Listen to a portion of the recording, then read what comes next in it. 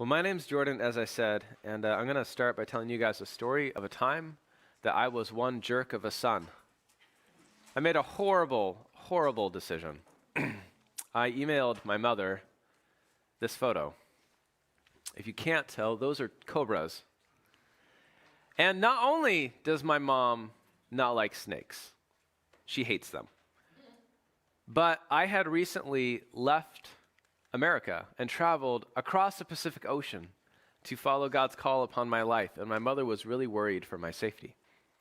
So would it be funny to send her this picture that I had taken with my camera, and then to insinuate in an email that people slipped these snakes into my apartment because they didn't want me in country, and to joke that, at least we had an open window at the time, and we, were able to defenestrate those snakes. Sorry, I love that word. It means to chuck out a window. Defenestration. There you go. At the bottom of the email, like the way bottom, I put the line, "Haha, Mom, I'm only joking." My mom did not reach the bottom of that email. And it was like 24 to 36 hours after I had sent it before we finally got to talk. And she heard that I was okay and that I wasn't dead and no one was trying to kill me. And justly deserved, she chewed me out. It was great. Kids don't ever do that. It was horrible. Now, the funny story is I did take this picture of these cobras. These are stuffed cobras because taxidermy in Southeastern Asia is a beauty to behold. But I had gone over to China because I had given my life to God. And for my parents, that choice was really difficult because to them it felt like God was telling them to give up one of their children. We're going to be in a story this morning of a guy who was asked to give up his child, and it is an uncomfortable story, and it's meant to be. And it highlights a question for us. Can God really be trusted? Is he still good? When it seems that he's demanding things that to us do not feel good at all. Is there ever a line that we come to and we say, God, I will go here and no further? You cannot ask that, whatever that may be. Is he still worth following if he would demand even this? And my hope this morning is that we would say, yes, he is. That we would choose to surrender, to give up and to obey him. Much as we would if an invading army happened to take over in the Northwest, and they have bigger guns and a stronger military, so we lay down our arms and we surrender, and surrender means you obey, and you do what they tell you to do. We're going to be in Genesis 20 through 22 this morning. If you have a Bible, you can open it. If you need a Bible, they're in the back corner, and if you want, I've got it on the screen. Now Abraham moved on from there into the region of the Negev, that's southern Israel, and he lived between Kadesh and Shur. And for a while he stayed in Gerar, and there Abraham said of his wife Sarah, she's my sister. And then Abimelech, king of Gerar, sent for Sarah and took her. And if there was ever a time in the Bible for a facepalm emoji, this is one of those times. Abraham, what in the world are you thinking? For one, we've been down this road, and it's not a good one to travel. Back in chapter 12, Abraham went to the Negev. So the last time he was here, he did the same thing. They went down into Egypt, and there he lied about his wife and said, yeah, she's my sister. And Pharaoh took her as his wife. So Sarah apparently is this super old, barren woman who's also extremely hot. Because all the local kings say, yeah, she's available, all right. I don't know, it's a tension in the story. Well, he's done it again. This is now Philistine territory, and the Philistine king has taken his wife. And what makes this even worse, as if there's not enough problems with this situation, God had made a promise to Abraham. I mean, he made a promise a long time ago. Abraham, you will be the father of a multitude. You will have as many descendants as the stars in the sky. So Abraham knows and has been waiting for God to fulfill his promise for a long time. But God had just said, Abraham, I will visit you within the next calendar year, within 12 months, and your wife Sarah will have a son. and you go and you give your wife away to someone else. This is not good. Abraham has just put the promise of God at risk again in a huge way, and what's going to happen? But God came to Abimelech, this Philistine king, in a dream one night, and he said to him, "You are as good as dead, because the woman you have taken, she's a married woman." Now, Abimelech had not gone near her yet, and so he said, "Lord, will you destroy an innocent nation?" Like, what kind of judge are you? "Did not he say to me, 'She's my sister'? And did not she also say, 'Yeah, he's my brother'? I have done this with a clear conscience and clean hands." And God said to him in a dream, "Yes, I know. You did this with a clear conscience, and so I have kept you from sinning against me." All right, sleeping with another man's wife is a sin against God. Don't do it. "And that is why I did not let you touch her. Now, return the man's wife, for he is a prophet, and he will pray for you, and you will live. But if you do not return her, you may be sure that you and all who belong to you will die." Yikes. Like, double yikes. God interrupts your dream with a special news alert. You are as good as dead. And he goes, whoa, wait a second. Didn't they tell me this was okay? And God's like, "Yeah, I know. I've kept you from sinning against me." And the language God uses here, if you touch her, if you don't return her, you will surely die. It is exactly the same phrase that's used back in Genesis 2 to a man in the garden. If you eat the fruit of the tree of knowledge of good and evil, you will surely die. It's a test. Only instead of Adam, now it's a Gentile king. And instead of a fruit tree, it's Sarah. And the tempter is actually Abraham. Everything is so screwed up right now. So early the next morning, Abimelech summoned his officials, and when he told them all that had happened, they were very much afraid, rightly so. And Abimelech called Abraham in, and he said, "What have you done to us?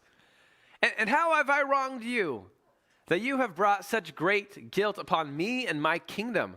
You have done things to me that should never be done."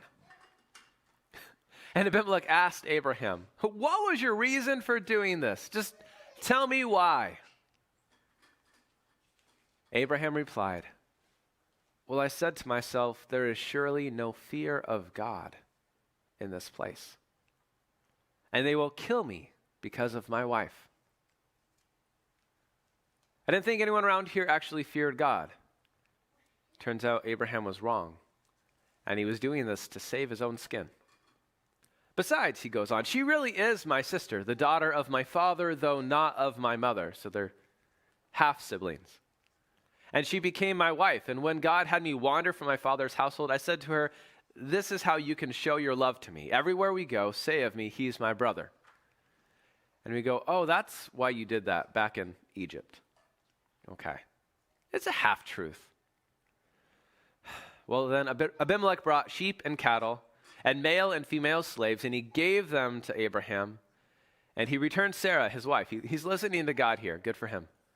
He returned Sarah, and Abimelech said, "My land is before you. Live wherever you like."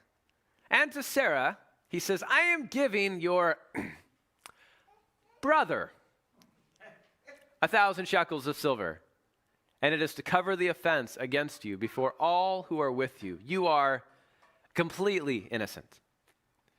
Completely vindicated. It's kind of like a double, a backhanded compliment, so to speak. Like, you've done me really wrong, so I'm going to give your brother money. But the text is also being very, very, very clear. He didn't touch her. God's promises are being protected because Sarah will have a son within a year from Abraham, not this Gentile king. Well, then Abraham prayed to God, and God healed Abimelech and his wife and his female slaves, so they could have children again. For the Lord had kept all the women of Abimelech's household from conceiving because of Abraham's wife, Sarah. This is what death was going to look like. You don't have any more kids anymore if you don't give her back. Well, now the Lord was gracious to Sarah, as he had said. And the Lord did for Sarah what he had promised. And Sarah became pregnant. Yes! And she bore a son to Abraham in his old age, at the very time God had promised him. And Abraham gave the name Isaac, laughter, to the son Sarah bore him. After all these years, at last, he's arrived. And when his son Isaac was 8 days old, Abraham circumcised him as God had commanded him. Abraham was 100 years old when his son Isaac was born to him. And Sarah said, God has brought me laughter, Isaac. And everyone who hears about this will laugh with me. And she added, who would have said to Abraham that Sarah would nurse children, and yet I have borne him a son in his old age. This is one of those texts you just got to smile every time you read it, because this is so good. These people were beyond hope that this could ever happen, and God fulfilled his promise, and a miracle occurred. They had a son, and so they laugh. In disbelief and in belief, God has kept his word. And the child grew, and he was weaned, and on the day that Isaac was weaned, Abraham held a great feast. But Sarah saw that the son whom Hagar the Egyptian had born to Abraham was mocking. It's the word laughing, but it's a negative thing in her eyes, mocking.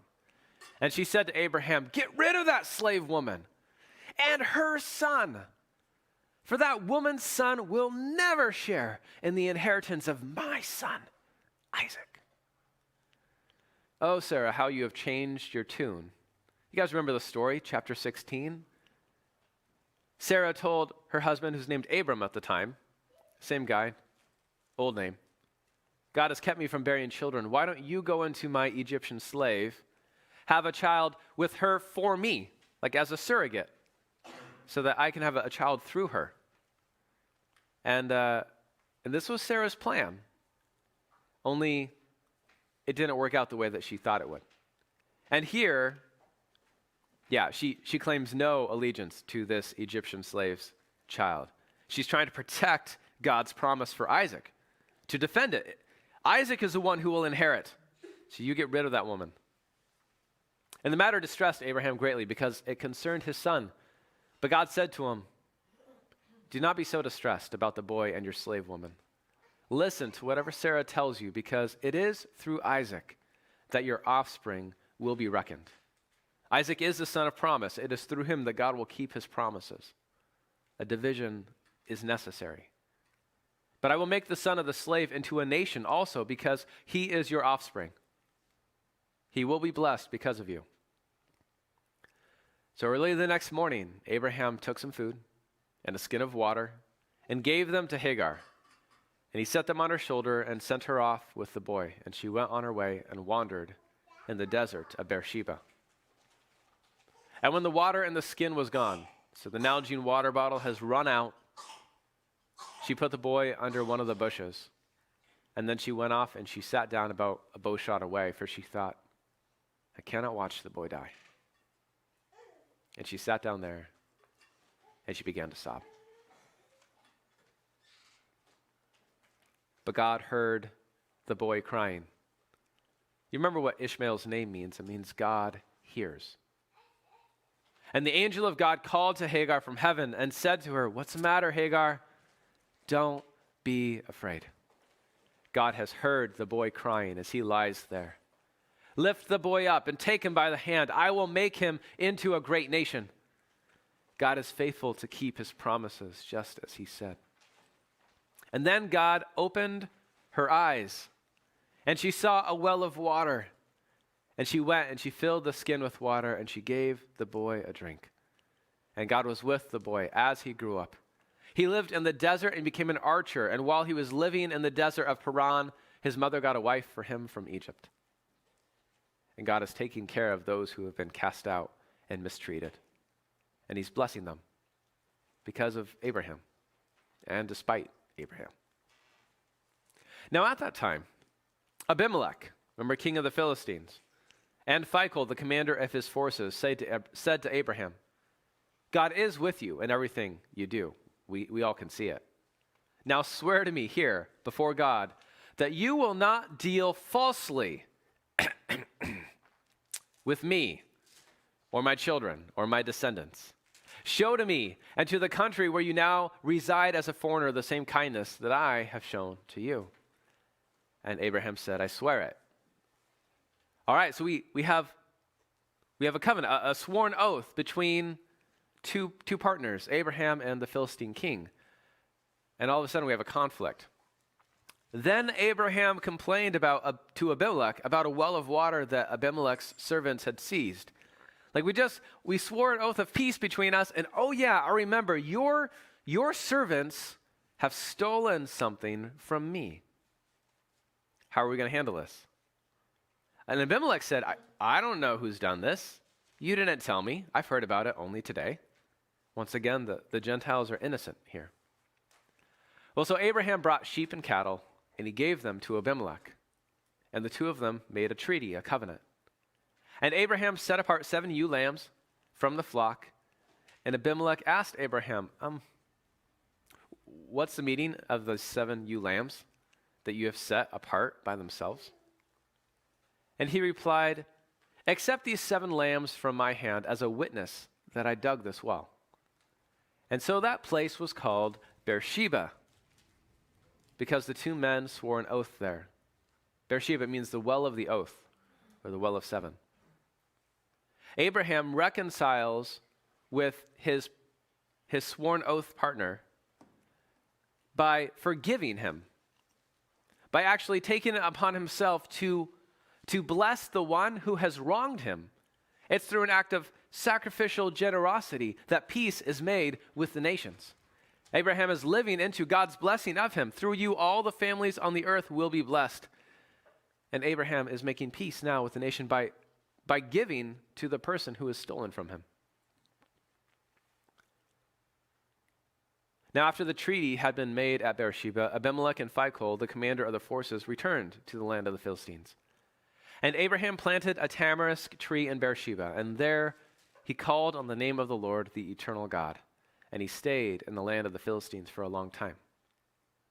So you have a well, you have water, you have a tree, you have peace with the nations.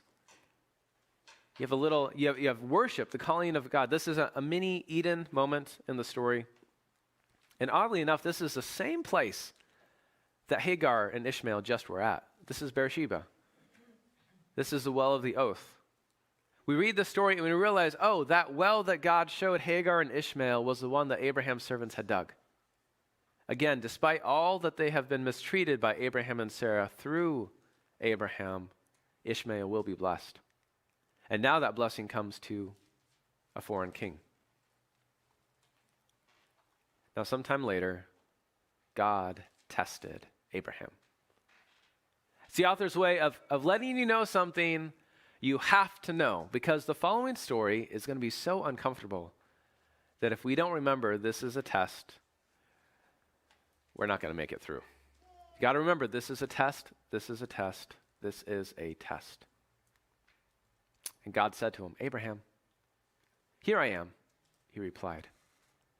And God said, take your son, your only son, the only one you have left, whom you love, Isaac, and go to the region of Moriah and sacrifice him there as a burnt offering on a mountain I will show you. Take your son, the one you love, the one you've been waiting for, and go kill him to atone for sin. That's what a burnt offering does. In the land that I will show you. And this call is structured very similarly to the first call of God on Abraham's life. Go from your country, your people, your father's household, to the land I will show you. God had already asked Abraham to give up his past. And now God asks Abraham to give up his future. Take your son, your only son, whom you love, Isaac, and go to the region of Moriah and sacrifice him there as a burnt offering on a mountain I will show you." So early the next morning, Abraham got up and he loaded his donkey. And he took with him 2 of his servants and his son, Isaac. And when he had cut enough wood for the burnt offering, he set out for the place God had told him about. And we wonder, why are we hearing about all these inconsequential details about loading a donkey and cutting wood? And it's because the narrator is slowing things down and making us live in this awful, horrible tension. What is Abraham going to do? And on the 3rd day, Abraham looked up and he saw the place in the distance. And he said to his servants, "Stay here with the donkey while I and the boy go over there. We will worship, and then we will come back to you." And Abraham took wood for the burnt offering, and he placed it on his son Isaac. And he himself carried the fire and the knife. And the 2 of them went on together. The 2 of them went on as one. And Isaac spoke up, and he said to his father, Abraham, "Father?" "Yes, my son," Abraham replied. "The fire and the wood are here," Isaac said, "but where is the lamb for the burnt offering?"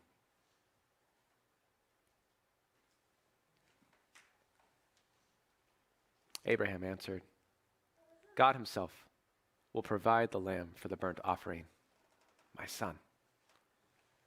And the 2 of them went on together. And when they reached the place God had told him about, Abraham built an altar there, and he arranged the wood on it. And he bound his son, Isaac, and he laid him on the altar on top of the wood. And then he reached out his hand, and he took the knife. Oh, sorry. That was awesome. Let's go forward.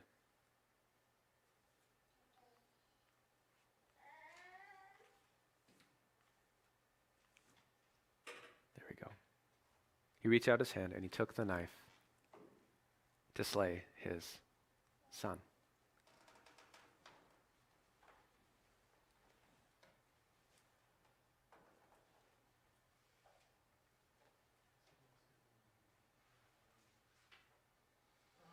You guys feel how uncomfortable this is? I have 4 kids. I can't imagine giving up a child. But for Abraham, this isn't just a child. This is everything. This is his entire future. This is everything God had promised him. Was through Isaac. Earlier in his life, God had called Abraham out. He says, "I'm going to bless you. I'm going to give you a great name. I'm going to give you a land." And God made Abraham rich and wealthy and made Abraham able to conquer his enemies. He conquered kings. And Abraham told God that for everything that you have done for me so far, none of it means anything if I don't have an heir. Because a servant from Damascus is going to inherit all I have. And God told Abraham, "No, through your own body, you will have a son." And he's arrived, and he's about to kill him because God asked him to. And Abraham takes the knife to slay his son.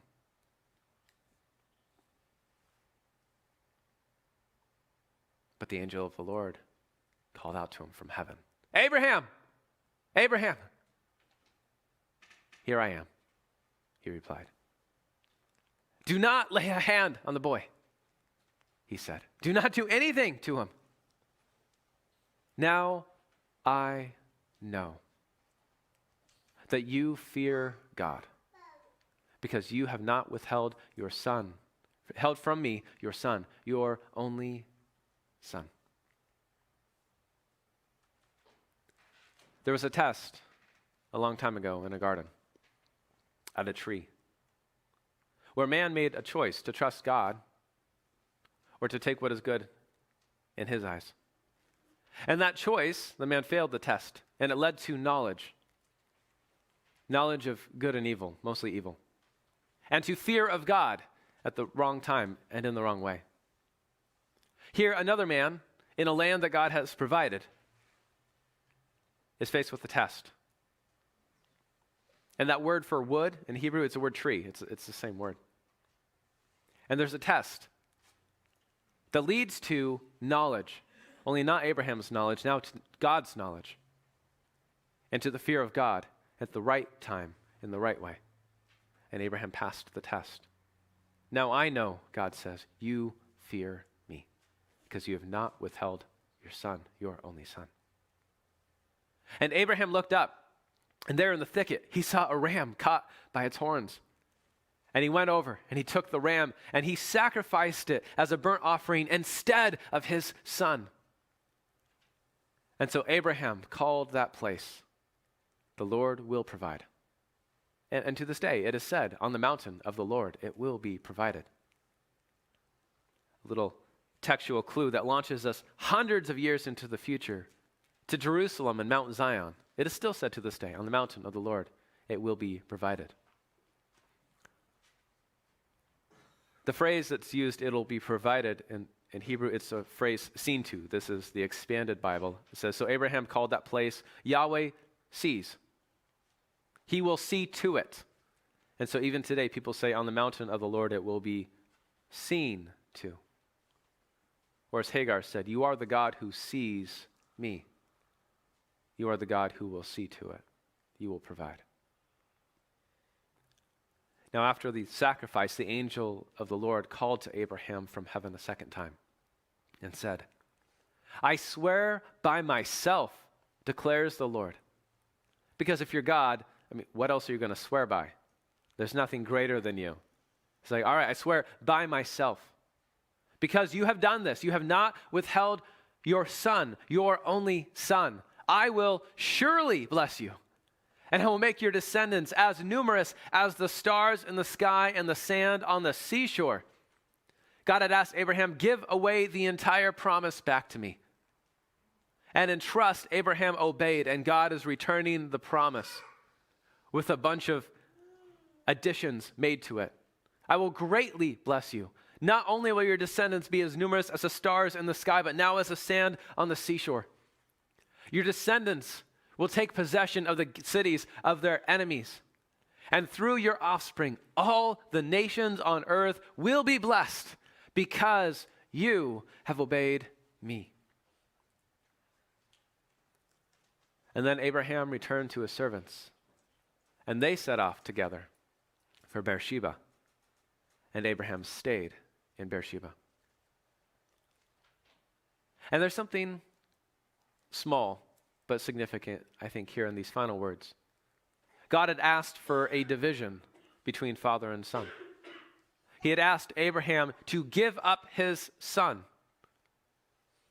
And in one sense, Abraham didn't ultimately have to. God rescued Isaac. But in another sense, they did. Abraham had taken his two servants and his son Isaac. And he had left his servants and told them, hey, we will go and worship and we will come back to you. And the two of them went on together. And the two of them went on together. And only Abraham comes back. And the next time we see Isaac, he's down at Be'er Lahai Roi, at the well of the living one who sees me. There is a separation between father and son of some kind. Because Isaac is not the real prize. God is. As he told Abraham, I am God Almighty. I am your shield. I am your very great reward. So that's our passage this morning.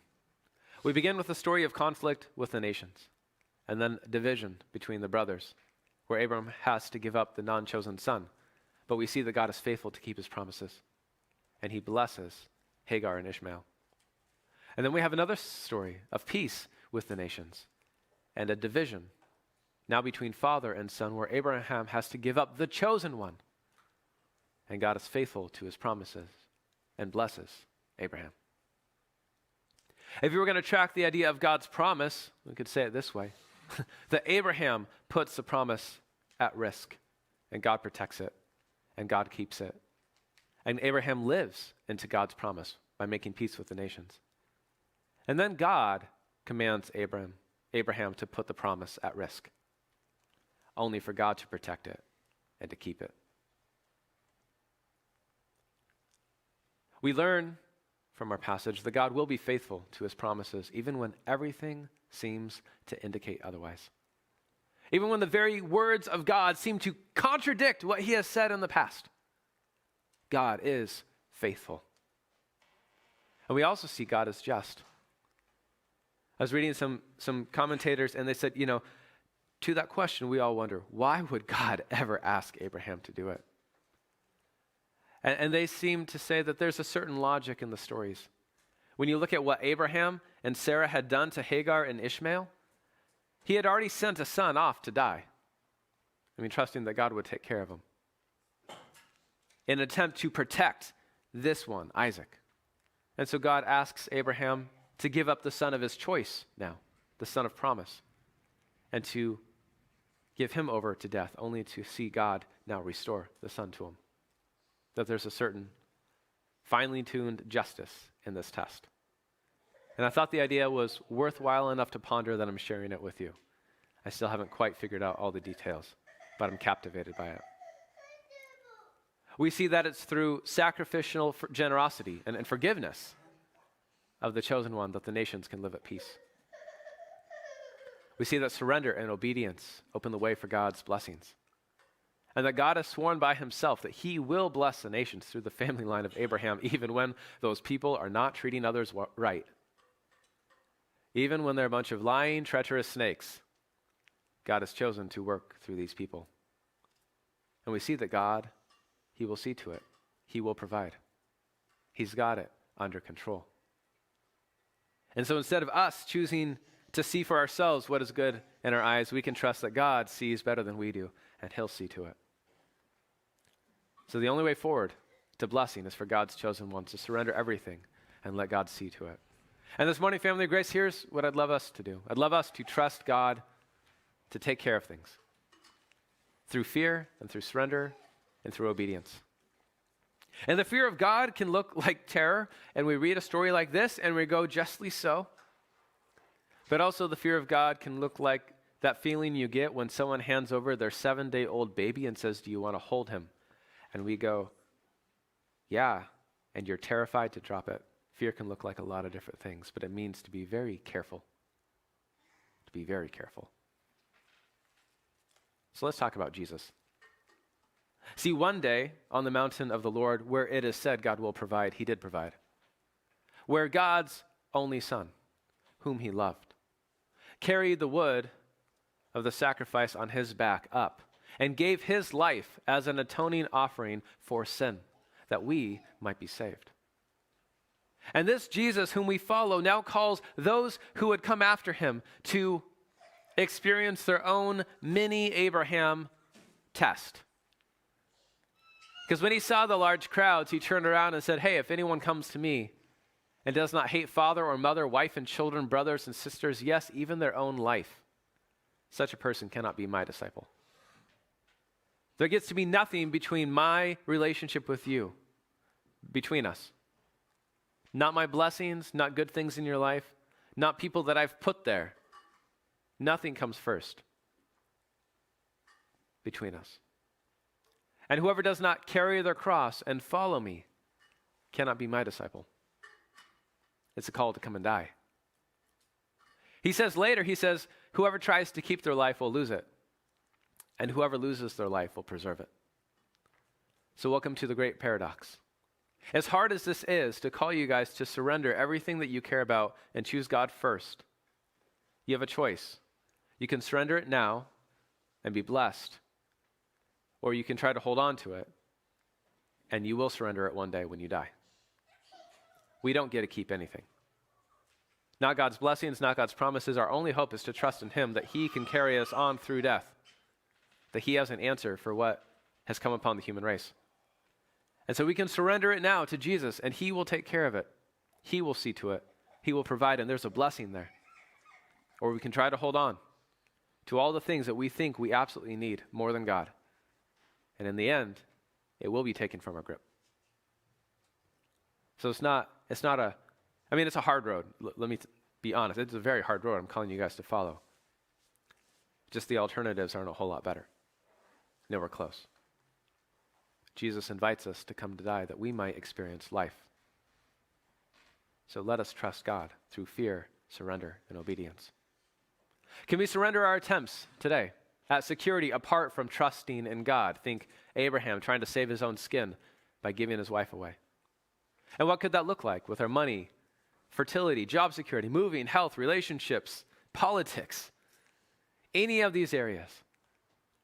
You know, for some of you who are looking to sell your homes, I was just thinking, what if in the inspection of your home you found that there's a huge crack in your foundation? Do you save your own skin by covering it up, by lying about it? Or do you acknowledge it, taking the risk of losing out on tens of thousands of dollars on this home? Do we trust that God will provide for our needs, or do we find security doing things their own way? And I'm grateful that I truly trust the character of those who are moving around here. I don't think they're going to do it. Will we surrender our attempts at seizing God's blessing for ourselves? Think Abraham and Sarah's treatment of Hagar in story 1 and in story 2. I had a job, thankfully, by the grace of God, because I was engaged and I was in college and I was poor. I had $20. And I mean that. I had $20 left. Rent had been paid. I was in debt. I had a little bit of gas in the tank, and I needed a job really, really badly. And by God's amazing provision, he gave me one. I was working with some other college students out of an office in a man's home, and he was a vegan. And one of the things he says, you guys can eat whatever you want, but I'm going to ask you not to microwave meat in my microwave. Well, I come to find out that what that meant for the workers there was that we waited till he left the house, and then we did whatever we wanted. And I went along with it until the Spirit of God came tapping on my heartstrings and said, Ahem, what do you think you're doing? And I went, oh shoot, I'm going to have to tell him. I'm going to have to put this job at risk because justly so, he could fire me. And I need this job really bad. I want to get married in 6 months and I got $20. Things are not looking too great. And then I told my coworkers, I'm planning to confess this. And they weren't too happy with me either because they could lose their jobs. And I did. And with grace and forgiveness, he forgave us. He forgave us all. And he was really sad because he had hired a bunch of Christians. And everyone had been deceiving him all along. And he went out of his way and he bought a separate microwave so we could have it in our office to accommodate us. God took care of me that day. And even if I had been fired, God would have still taken care of me. He can be trusted. But it's hard sometimes. Would we choose to live into the blessings that God has called us into? I'm thinking of Abraham with the nations, praying for them, forgiving them, offering sacrificial generosity. He was the one who had been wronged, and yet he's the one who gives abundantly to make things right and entering into covenant. What would that look like? Will we think that God, who has promised to take care of our food, to take care of what we're going to drink, to put clothes on our bodies, Jesus says, don't worry about that. You have a Father who loves you. He will take care of these things, which means that we always have enough to help other people in some form or fashion. Do we trust him with our finances? Are we generous or are we stingy? Do we think God will provide for me, or are we afraid and cling tightly thinking God won't? Like, how could we bless the nations? Can we pray for the healing of our coworkers and our neighbors? Can we be safe workers, and safe neighbors so the people around us know you will not be stolen from as long as I'm here. Your stuff will not be mistreated. You will not be taken advantage of. In fact, I will generously give to help you meet your needs so that we might have peace. And of course, finally and ultimately, would we bring the best news the world has ever heard into the lives of those around us and tell people about Jesus and the hope we have in him? And would we be willing to yield even the blessings of God back to him in obedience?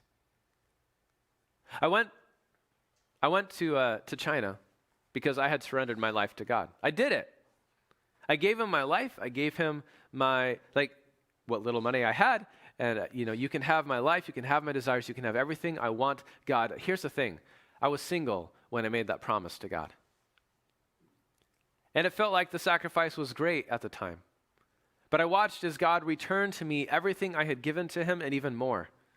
And now I'm a father of 4. And now I've been married for 12 years and I love my wife and I have you guys, and God has added all of these things into my life. And now the question is, would I be willing to surrender even God's gifts back to him? What if God wanted to take everything from me now? And at this point, I pull a Jesus move and I think of his prayer. He says, this is how you should pray. Lead us not into temptation or testing. Which is my God, please don't ever do that. I don't want it. I don't want it. Don't take them from me. And yet to try to have the posture to say, nevertheless, not my will, but yours be done. I can't save them. I can't make life secure for myself or for anyone else. Shoot, I can't even change my hair color by willing it really hard. I have to resort to buying a box. If I can't control things, then really my only option is to trust God with it. Again, whether that's money, fertility, security, of job, moving, health, relationships, politics, and there's a lot more. These are just some that I chose.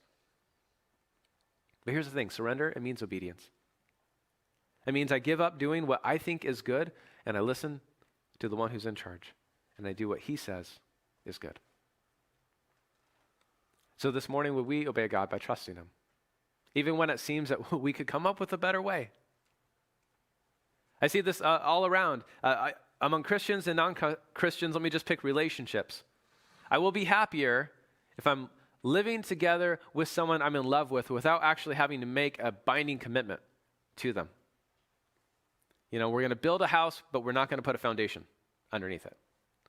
Or we're going to build a house on property that I don't own, trusting that it's just going to be okay. And it seems good. It seems good. It's just not what God says is good. Will we trust him? Will we obey God by living as his distinct people? It means that we don't dress the same, we don't spend the money the same, we don't consume the same content, we don't speak the same. Even when it feels like we might be happier if we were trying to keep up with the Joneses. Wouldn't you like that nicer car, that bigger TV, that better relationship, to be known, loved, to have power and prestige? Wouldn't you like it? Couldn't you have it? But we've been called to something different. Would we obey God by surrendering everything back to him that he has given us? And to let nothing come between our relationship with him?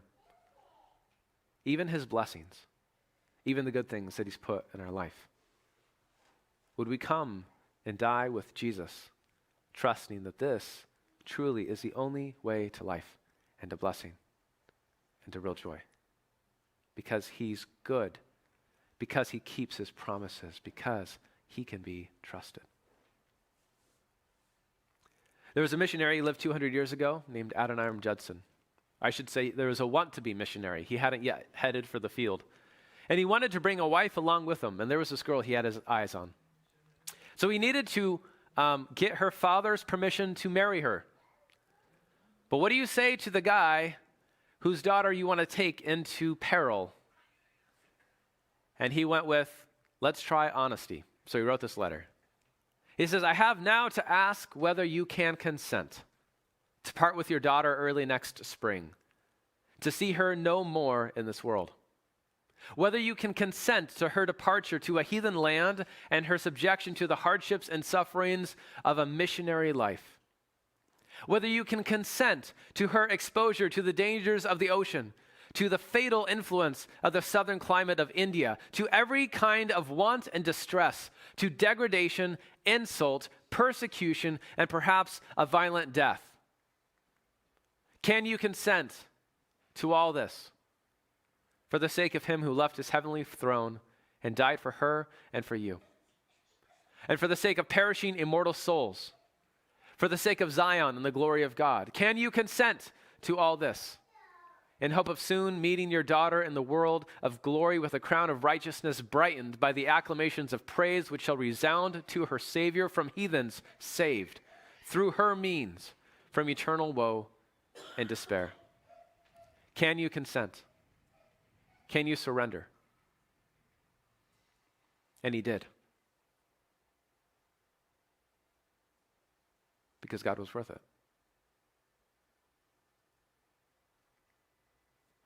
So may we trust that God will see to it, that he sees more clearly than we do, and he has it under control. Will we fear him? Will we give everything over to him? And will we obey him? Let's pray.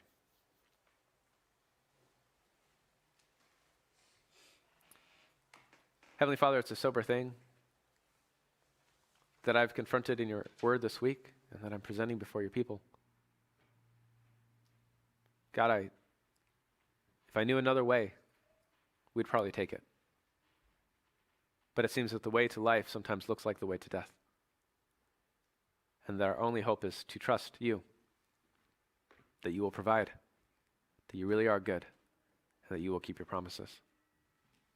And so, Father, would you give us hope and encouragement and endurance and peace? And may we find on the other end of surrender that there is a blessing beyond what we can imagine. Father, would you take care of these people today, and would you save them? Would you save us all? In Christ's name, amen.